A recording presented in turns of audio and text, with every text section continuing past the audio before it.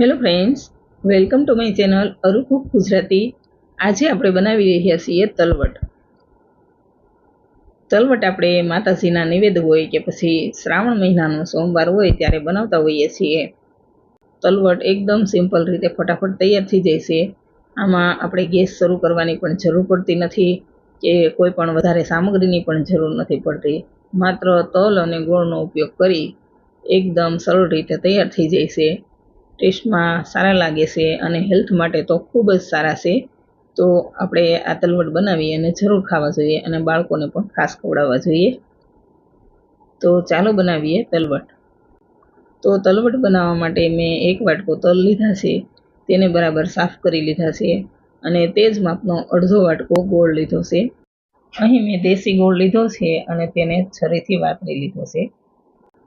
તો આપણે જેટલા તલ લઈએ તેના કરતાં અડધો ગોળ લઈ લેવાનો. આ રીતના વાટકાનું માપ સેટ કરી લેવાનું. અને જો તમે વજનના માપથી લેતા હોય તો 100 ગ્રામ તલ તેના સામે 50 ગ્રામ ગોળ લઈ લેવાનો. અને ગોળ તમે તમારા ટેસ્ટ પ્રમાણે ઓછા વધુ પણ કરી શકો છો. હવે મિક્સર જાર લઈ લઈએ, તેમાં આપણે લીધેલા બધા જ તલ એડ કરી દઈએ. પહેલાંના સમયમાં તલવટ કલાકો સુધી ખાંડીને બનાવતા હતા. અત્યારે તો આપણે મિક્સર જારમાં એકદમ ફટાફટ બની જાય છે.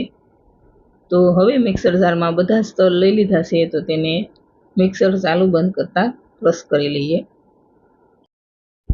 તો અહીં મેં મિક્સર ચાલુ બંધ કરતાં પીસી લીધું છે.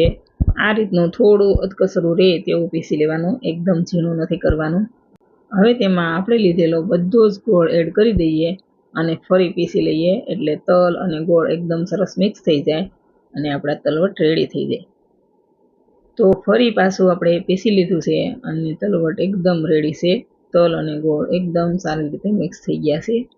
તો હવે તેને બાઉલમાં લઈ લઈએ. તો માતાજીના નિવેદ્ય હોય કે પછી શ્રાવણ મહિનાનો સોમવાર હોય તેના માટે પ્રસાદમાં ધરવા માટે તલવટ રેડી છે. ટેસ્ટમાં ખૂબ સારા લાગે છે અને હેલ્થ માટે તો ખૂબ જ સારા છે. આપણા માતાજી અને આપણા વડીલોએ કદાચ આપણા હેલ્થની ચિંતા કરીને આ બધી પરંપરાઓ રાખેલી છે. તો આપણે આ રીતે નિવેદ અને શ્રાવણ મહિનાના સોમવારે તલવટ બનાવી અને જરૂર ખાવા જોઈએ અને બાળકોને ખવડાવવા જોઈએ. ફ્રેન્ડ્સ, જો તમને મારી રેસિપીઓના વિડીયો જોવા ગમતા હોય તો વિડીયોને લાઇક કરી દેજો, વધુને વધુ શેર કરી દેજો અને હજુ સુધી તમે જો ચેનલ સબસ્ક્રાઈબ ન કરી હોય તો સબસ્ક્રાઈબ કરી દેજો.